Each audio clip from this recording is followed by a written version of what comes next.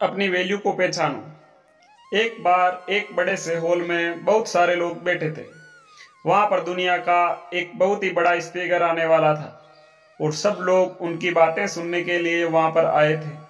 लगभग 10 मिनट के बाद वे स्पीकर स्टेज पर आ जाता है और वे बोलता है कि अगर आपने मेरी बात ठीक से सुन ली और समझ ली तो आपकी जिंदगी पूरी तरह से बदल जाएगी।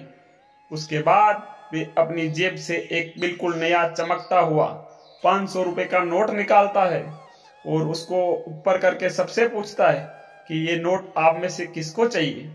ये सुनते ही सब लोग अपने अपने हाथ ऊपर कर देते हैं। वे स्पीकर बोलता है कि ये नोट मैं आप में से किसी एक को दूंगा, लेकिन इसके लिए आपको थोड़ा वेट करना होगा।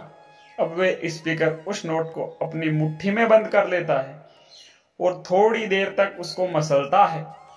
अब वे थोड़ा पुराना सा दिखने लगता है और वह एक किनारे से थोड़ा फट भी जाता है। इसके बाद वे फिर उस नोट को ऊपर करके पूछता है, अब ये 500 का नोट किसको चाहिए। इस बार भी सभी लोग अपने हाथ ऊपर कर देते।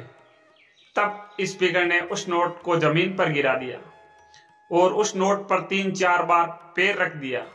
इससे नोट और भी पुराना हो गया और उस पर थोड़ी मिट्टी भी लग गई थी।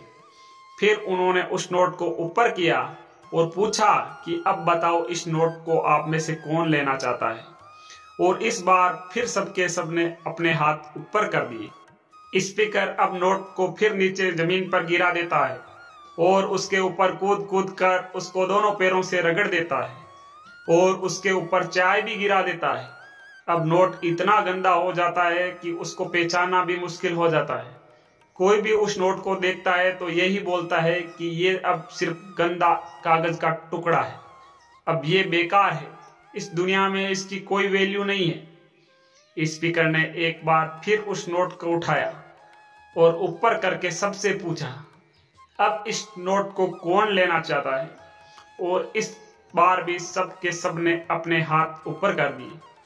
कितना भी गंदा पुराना मिट्टी में सना हुआ चाय का दाग लगा हुआ, लेकिन अभी भी वे 500 रुपए का नोट ही था। जिंदगी कई बार बड़े बड़े झटके देती है। आप एग्जाम में फेल हो जाते हो या जॉब के इंटरव्यू के बाद आपका सिलेक्शन नहीं होता है।